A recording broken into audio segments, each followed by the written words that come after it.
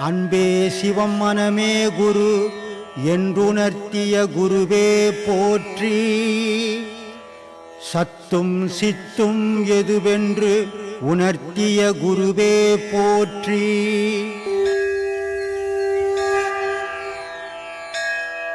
மந்திரம் அப்படின்னா என்ன சுவாமி? ஓம் என்னுமா, ஓம் என்ற வார்த்தை பிரணவ மந்திரம். ஒரு மெசேஜ் வந்துருக்குது. ஏதோ ஒரு வெளிநாட்டில் மலை மேலே ஒரு அருவி இருக்குது. அந்த அருவியில் ஓம்னு சொன்னால் வந்து தண்ணி கொட்டுது. வேறு எதை சொன்னாலும் தண்ணி வரலையாம். அது மெசேஜாக வந்துக்குது எனக்கு. சரி, அதை காட்டலாம் உனக்கு தான் கேட்டம்மா. ஏம்மா அது எப்படின்னு என்ன கேட்டால் நானாக சொல்லின்னுக்கிறேன். ஏன் சாமி, என்ன சாமி அநியாயமாகுது உண்டு? ஓம்ன்ற ஒரு வார்த்தை கீழேந்து சொன்னால் அருவிலேருந்து தண்ணி வந்து கொட்டுதான். வேற எந்த வார்த்தை சொன்னாலும் வரலையாம். ஏமா தெரியல. உண்மைன்னு சொல்ல முடியாது, பொய்ன்னு சொல்ல முடியாது. ஏன்னா பிரணவம்ன்றது உயிர் வார்த்தை. பிரணவம்ன்றது தான் உலகம். பிரணவம்ன்றது தான் கடவுள். பிரணவம்ன்றது தான் நீ. பிரணவம்ன்றது தான் ஏக்கம். இது புரியாமல் நம்ம எத்தையோ தேடின்னுக்கிறோம். உண்மையான பொருளை நம்ம உணர்றதில்லை. மனமும் ஆன்மாவும் ஒன்றா சாமி? மனம் வேற, ஆன்மா வேறம்மா. அதை கொஞ்சம் உங்கள் அப்பா இருக்கிறாரா? இருக்காங்க. உங்கள் அப்பா ஆன்மா, நீ அவருக்கு புள்ள இல்லை, மனம் மாதிரி சொல்லு. ஓகே. கடவுளுக்கு புள்ள மாதிரி ஆன்மா, ஆன்மாவுக்கு புள்ள மாதிரி மனம். அப்படி தான் ஏக்கம். சொல்லு. சரிங்க சுவாமி. அப்புறம் ஒரு குடும்பத்தில் நிறைய பிரச்சனைகள், அதாவது சில பேருக்கு வந்து திருமணமே ஆகாமல் இருக்கு, சில பேர் குழந்தைகளே இல்லாமல் இருக்கு. இது வந்து தோஷமா இல்லை சாபமா? அந்த குடும்பத்தின் சாபமா? சாபமா, அவங்களா தேடிக்கின சாபம். அதான முன்வினைன்றேன், ஜென்மாந்திர வாசனைன்றது. அதான். உடம்பு நல்லா தடகாத்தமாக இருக்கிறான் ஆண், பெண்ணும் நல்லா இருக்கிறா. 10 குழந்தை கூட போடக்கூடிய இது தகுதி இருக்குது. இருந்தும் ஒரு குழந்தை கூட பொறிக்க முடியல. நாளைக்கு செத்து போகிற மாதிரி இருக்கிற ஆம்பளை, நாளைக்கு சாகிற மாதிரி இருக்கிற பொம்பளை 5 குழந்தை பெற்றுட்டேன்றான். இது உடல் சம்பந்தப்பட்டது விஷயமே இல்லை, பாவ சம்பந்தப்பட்டது.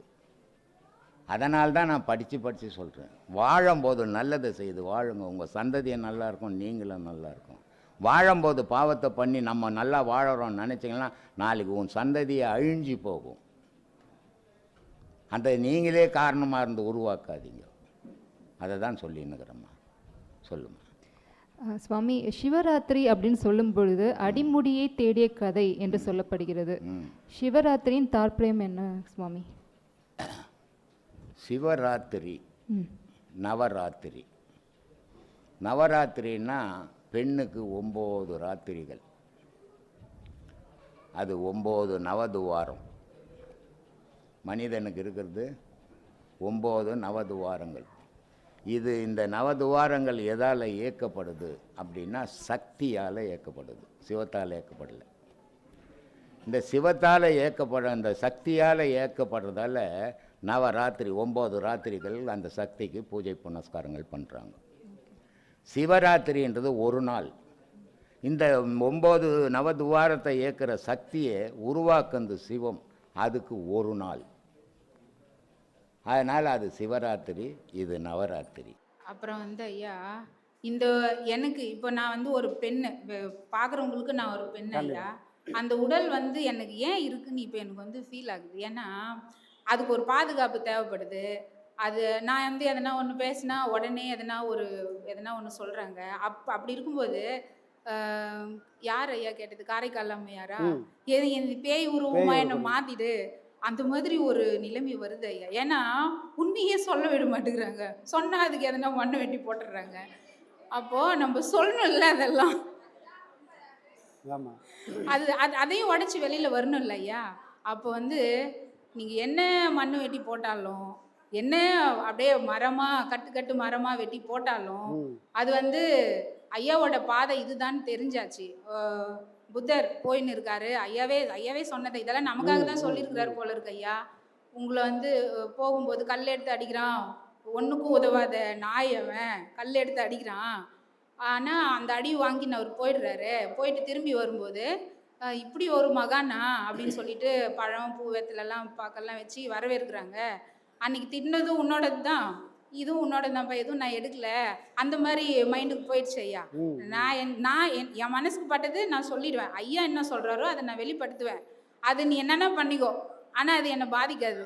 அது நான் உடனே அப்படியே அந்த கிரிக்கெட் பாலில் இப்படி பால் போட்டோடனே அந்த வந்த வேகத்துலேயே அடித்து கொடுத்து பாருங்க. அந்த மாதிரி பா நீ பார்த்துக்கோ, அது இன்னும் சொல்லிக்கிறாங்க பாரு, பார்த்துக்கோ விட்டாச்சு எல்லாத்தையும் அங்கே தள்ளி வருது. ஆமாம் ஐயா நீ பார்த்துக்கோ, நீங்கள் தான் எனக்கு, என்னை சுற்றி எனக்கு எல்லாமும் நீங்கள் தான். நான் ஐயா நான் எதுவுமே இல்லை ஐயா. உடல் இறந்து போச்சு, உயிர் பிரிஞ்சு போச்சு, நான் எங்கே ஐயா இருக்கிறாங்க? சுத்தமாக இல்லை ஐயா. உள்ளே இருந்து பேசுறது வேற ஐயா. அது எப்படின்னா தீபாவளிக்கு முன்னாடி நாள் வந்து நான் பாடம் வாங்கினதுலேருந்து அதிகமாக காலையில் எழுந்துச்சி குளிச்சுக்குவேன், பாடம் பண்ணுவேன், எல்லாம் பண்ணுவேன். இந்த பொட்டு வைக்கிறது, தலை சீவுறது அதெல்லாம் இருக்காது. அப்போ அம்மா என்ன பண்ணாங்க, வந்து தலை சீவுறாங்க, பொட்டு வச்சு விடுறாங்க. அப்போ மனசுக்குள்ளே நினைக்குது, நீ செஞ்சதுக்கு நீ எல்லாத்தையும் பண்ணின்னுக்குற. அதான் உண்மை தான். அண்ணா உயிர் ஐயா நினைவுபடுத்துன்னு தானே. அப்போ உண்மையான அப்பா அம்மா அவரு தானே, அவங்க அங்கே ஐயா தானே அப்படின்னு அந்த நினைவு போகுது ஐயா. அதனால் அம்மா கிட்ட நான் சொல்லலை. இப்போ வீடியோவில் பார்த்துட்டாங்கன்னு என்ன சொல்லுவாங்கன்னு தெரியல. அடுத்த மாதம் தெரிஞ்சிடும். உண்மைதான் ஐயா. ஏன்னா அடுத்த மாதம் நீ மேடையில ஏறக்கூடாது. வருவேன். அம்மா வந்து பிள்ளையே இல்லைன்னு சொன்னாலும், என் கூட பிறந்தவங்க நீ என் சகோதரியே இல்லைன்னு சொன்னாலும், சீடுக குருமா நீ எனக்கு சீடரே இல்லைன்னு சொன்னா கூட சரி, ரோட்ல நின்று என் குருவை பற்றி நான் பேசுவேன் ஐயா. ஏன்னா என் குரு வந்து என்னோட குரு வந்து நான் யாருன்னு காமிச்சிருக்காரு, என்னோட உயிர் எப்படி இருக்குன்னு காமிச்சிருக்கிறாரு. இதை விட வேற வேலை என்ன ஐயா வேணும்? இந்த ஸ்டேஜ் விட்டு அங்கே போயிட்டு மயக்கடிச்சு கீழே விழுந்து என்னோட சுவாசம் ஐயாவோட காலடியில் வந்து கலந்தாலும் கவலையே இல்லை ஐயா. இதுக்கெல்லாமா ஐயா நம்ம பயப்பட போகிறோம்? கிடையவே கிடையாது ஐயா. அச்சம் இல்லாத வாழ்க்கை ஞானம். ஞானம்ன்றது வேற ஒன்றுமே கிடையாது. பயமே இல்லாமல் ஒரு மனுஷன் வாழ்ந்தானா அவன் ஞானத்துக்கு ஈக்குவலாக தான் வாழ்கிறான்னு அர்த்தம். எதை கண்டெல்லாம் பயம் வரும்? குடும்பத்தினுக்கு 1000 கவலை இருக்குது. கவலை வந்தோடனே பயமும் சேர்ந்தே வந்துடும். நம்ம பயப்படணும்னு சேர்ந்து பயப்பதில்லை. ஆனால் நம்மளை சுற்றி இருக்கிற சூழ்நிலை நமக்கு தேவையானது கிடைக்கலன்னா எப்படி வாழ போகிறோமோன்ற பயம் ஒன்று தொடர்ந்து ஒன்று வந்துக்கினே இருக்கும். அப்போது இது சராசரி வாழ்க்கை வாழ்ந்தால் இந்த பயத்திலேருந்து யாரும் வெளியே வர முடியாது. ஆனால் ஞானத்தை கொஞ்சமாவது ருசி பார்த்துட்டாங்கன்னு சொன்னால் இந்த மிஞ்சம் சொச்சம் இருக்கிற அந்த பயமும் காத்தோட காத்தா கரைஞ்சி நம்மளை விட்டு வெளியே போயிடும். இருக்கிறாருல்ல ஐயா, அவர் வந்து ஒளி விளக்குல கலந்துட்டாருன்னு சொல்றாங்க. ஆனா நான் வரும்போது சூரியன் பார்த்தேன் ஐயா. சூரியனை பார்க்கும்போது அந்த பிம்பம் வந்து வெளிச்சம் விழவே இல்லை மண்ணுல, அதோட வெளிச்சம் மட்டும்தான் விழுது. அப்போ அவர் வந்து சூரியன்ல கலந்துருக்காரா வள்ளலார்? இது சூரியன்றது ஒரு பொருள்மா. பஞ்சபூதத்தை இறைவன் ஒரு விதமாக இந்த உலக இயக்கத்துக்காக படைக்கப்பட்ட ஒரு பொருள், இறைவனால் படைக்கப்பட்ட ஒரு பொருள். அது ஒரு நாளும் இறைவன் ஆக முடியாது. இறைவன் யாருன்னு தெரியாத போது வழிபட்ட ஒரு பொருள் தான் இது சூரியன் சந்திரன் எல்லாம். அப்போது எல்லாமே என்னது இறைவனால் படைக்கப்பட்டதானே தவிர அது ஒரு நாளும் இறைவன் கிடையாது. அப்போ வள்ளலார் கலந்தார் அப்படின்னா எதில் போய் கலந்துருப்பார்? சூரியனில் போய் கலந்துக்க மாட்டார். சூரியனை யார் படைச்சானோ அவனுக்குள்ளே கலைஞ்சிட்டார்.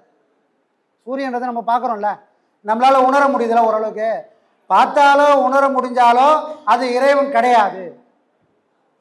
பார்க்கவும் முடியாது, நம்மளால் உணரவும் முடியாது. கற்பனையில் கூட அந்த சக்தியை உணர முடியாதது எதுவோ அதுவே சுத்தமான இறைத்தன்மை. புரியுதுங்களா? அப்போ வள்ளலார் எதில் போய் கலந்தார்?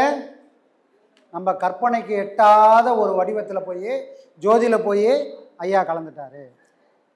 சரிங்களா? அப்போ வெளியே இருக்கிற நம்ம பொருளில் அவங்க போன வழியை நம்ம தொட்டுப்ப கூட பார்க்கக்கூடாது, கம்பேர் பண்ணவே கூடாது. அது கற்பனை கெட்டாத ஒரு சக்தி இறைவன்றது இல்ல ஐயா. அப்ப வள்ளலார் போனா அவரோட நிழல் விழாது இல்லையா பூமியில? அப்போ அந்த வெளிச்சம் மட்டும்தான் விழுது சூரியன்ல இருந்து, சூரியனோட பிம்பம் விழல. அப்போ வள்ளலாரோட நிழல் வந்து விழல. அப்போ அதுதான் ஐயா டவுட்டு. அப்புறம் வந்து நிறைய பேர் வந்து நிறைய குருமார்களோட ஸ்பீச் எல்லாம் கேட்குறாங்க. அப்படி கேட்டால் வந்து ஐயா யாருன்னே தெரியாமல் போயிடும் ஐயா. ஒன்றை பிடித்தோர்க்கே உண்மை வசப்படும்ன்றதுக்கு நம்ம ஐயா வந்து பிடிச்சிடணும் ஐயா. ஐயாவை பிடிச்சிட்டா எல்லா உண்மையும் தெரிஞ்சிடும் ஐயா. அப்புறம் வந்து இன்னொன்று சொல்கிறேன் ஐயா, இது ரொம்ப முக்கியம் ஐயா. ஐயா வந்து இப்போ மனிதர் வந்து கோவில் கட்டுறாங்க ஐயா. கோவில் கட்டிட்டு அது கல் சிலையா அதை வச்சுட்டு அதுக்குள்ளே நீ தான் கடவுள் அப்படின்னு சொல்லியிருக்கிறாங்க. அதுக்கிட்ட போய் பேசுகிறாங்க, அப்பா எனக்கு இதை கொடு அதை கொடுன்னு சொல்லிட்டு பேசுகிறாங்க. ஆனால் அந்த கல்லால் திருப்பி பேச முடியல. ஆனால் அந்த அந்த உள்ளே இருக்கிற கல் வந்து உணர்ந்துருக்கு. அதனால் என்ன பண்ணுச்சு, உருவம் எடுத்துடுச்சு. அது யாருமே செய்யாத ஒரு விஷயத்தை நம்ம ஐயா செஞ்சுருக்கிறாருன்னா இதுதான் ஐயா எனக்கு ரொம்ப கடவுள்னா யார், பேரொழினா யாருன்றது ஐயா கிட்ட கொண்டு போய் சேர்த்தது. இது ஒரு விஷயம் ரொம்ப எப்படின்னா, டெய்லி எல்லாருமே இப்போது கிறிஸ்டின், இந்து, முஸ்லீம் எல்லாருமே போயிட்டு மசூதி, சர்ச்சு, கோவிலெல்லாம் போயிட்டு அவங்க மட்டும்தான் பேசிட்டு வராங்க. கூட வந்து கடவுள் பேசலை. ஆனால் நான் கல்லுக்குள்ளே இருக்கும்போது நீ வந்து பேசின, நான் உனக்கு பதில் சொல்லலை. இப்போ நான் மனிதனாக வந்திருக்கிறேன், வா என் பக்கத்தில் வந்து உட்காரு, உனக்கு என்ன டவுட் இருக்குது கேளு, நான் உனக்கு கிளியர் பண்ணி விடுறேன்னு ஐயா தான் ஐயா சொல்லியிருக்காரு. கண்டிப்பாக கண்டிப்பாக கண்டிப்பாக.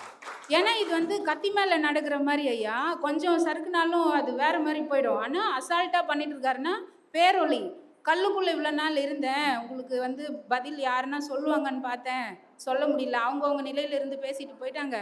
நான் தானே படைச்சேன் உங்களெல்லாம், உலகத்தை நான் தானே உங்களுக்கு எல்லாத்தையும் தெளிவுபடுத்தணும்னு இந்த திருக்குறளில் வந்து அறம், பொருள், இன்பம் இந்த மூணுத்தையும் பற்றியும் பேசிட்டு போயிருக்காரு ஐயா. அது வந்து சாதாரணம் கிடையாது. ஏன்னா அறம், இப்போ ஞானத்தில் இருக்கிறவங்க அறத்தை பற்றியே பேசுவாங்க, ஒருத்தரும் ஒன்று பற்றி பேசுவாங்க. அதே மாதிரி தான் நம்ம மகான்கள், சித்தர்கள் எல்லாருமே ஒரு விஷயத்தை பற்றியே பேசிட்டு போயிட்டாங்க. எல்லாத்தையும் பற்றி பொதுவாக பேசுகிற ஒரு ஆள் அது யாருன்னா நம்ம பேரொளி மட்டும்தான். கண்டிப்பாக சார், கண்டிப்பாக. ஏன்னா இப்போ நீங்கள் கோயிலில் போய் சொன்னீங்க, கோயிலில் சிலை வடிப்பாங்க, முருகன் சிலை, சிவன் சிலை, அம்மன் சிலை, அந்த சிலை, இந்த சிலைன்னு 1000 சிலை வச்சுருவாங்க. சரி, சிலைலாம் வடித்தாச்சு, கோயிலாம் கட்டியாச்சு, நேராக போய் வச்சுட்டு கருவறையில் வச்சுட்டு அன்னிலேருந்து அப்படி கும்பிட்டுலாமான்னா அந்த சிலைக்கு சக்தி வராது. எப்போ சக்தி வரும் அப்படின்னு சொன்னால் பிராண பிரதிஷ்டைன்னு ஒன்று பண்ணுவாங்க, நிறைய பேர் பார்த்துருப்பீங்க. அந்த சிலைக்கு உயிர் கொடுக்கறதுக்கான ஒரு சம்பிரதாயத்தை அங்கே பண்ணுவாங்க. அதுக்கு பேர் என்னது, பிராண பிரதிஷ்டை. அதை பண்ணதுக்கப்புறம் தான் அந்த சிலையில் கடவுளுடைய சக்தியானது இறங்கும். எப்போ பண்ணதுக்கப்புறம், அந்த பிராண பிரதிஷ்டை பண்ணதுக்கப்புறம் தான். அதுக்கப்புறம் தான் அது கோயிலாகவே மாறும். அதுக்கப்புறம் தான் அந்த சிலை கடவுளாக மாறும். இந்த சம்பவம் நடந்ததுக்கப்புறம் தான் நாம் கூட அந்த கோயிலில் இருக்கிற சிலை மாதிரி கல் மாதிரி தான் இருந்தோம். பிராண பிரதிஷ்டை மாதிரி நமக்கு ஐயா பாடம் கொடுத்து அன்னிலேருந்து அந்த கல்லுக்கு உயிர் கொடுத்தா மாதிரி நமக்கு உயிர் கொடுக்குறாரு. எப்பா பாடம் கொடுத்த அன்னிலேருந்து நம்ம கூட அப்போ தான் உயிரே வந்தது. இல்லைன்னா பிராண பிரதிஷ்டை பண்ணாத ஒரு சிலை எப்படி சும்மா கிடக்குமோ அதே மாதிரி நாமளும் சும்மாவே கிடந்திருப்போம். இந்த பாடமும் அந்த பிராண பிரதிஷ்டை கோயிலில் நடக்கிற விஷயமும் ரெண்டுமே ஒரே விஷயம். அன்னிலேருந்து தான் உண்மையிலேயே நமக்கு உயிரே வந்தது. ஏன்னா அன்னிலேருந்து தான் நமக்கு உயிர்னா என்னான்னு தெரியக்கூடிய ஒரு சக்தி, ஒரு விஷயமே நமக்கு தெரிஞ்சது. சரிங்களா? அப்போ கோயிலும் இந்த உடலில் நடக்கிற விஷயமும் ரெண்டு ஒன்று தான்.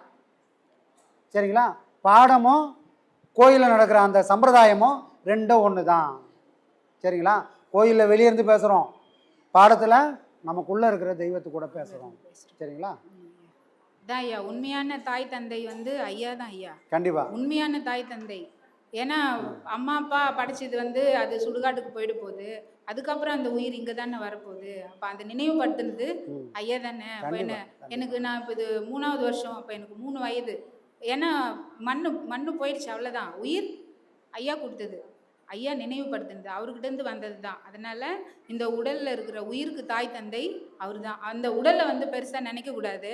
இந்த பொண்ணு நீ ஏன் இப்படி இருக்கிற, அப்படி இருக்கிற, இப்படி பேசுகிறனெல்லாம் இனிமேல் யாரும் பேசாதீங்க. உடல் வந்து மண்ணு தான், அது ஒரு குப்பை. அந்த குப்பைக்குள்ளே தான் கோபுரம் இருக்குது. அந்த கோபுரத்தை மட்டும் பார்த்துட்டு பேசுங்க. முடிஞ்சால் நீங்களும் பேசுங்க, இல்லைன்னா பேசுகிறவங்கள எதுவும் சொல்லாதீங்க. கண்டிப்பாக ஆத்மா உணவு சமையல். அப்பியாசி எல்லாரும் ஆண் பெண் பேதம் இல்லை, அதுதான் அம்மா சொல்ல வராங்க. இவங்க பெண்ணு இவங்க ஆணுன்னு பார்க்காதீங்க.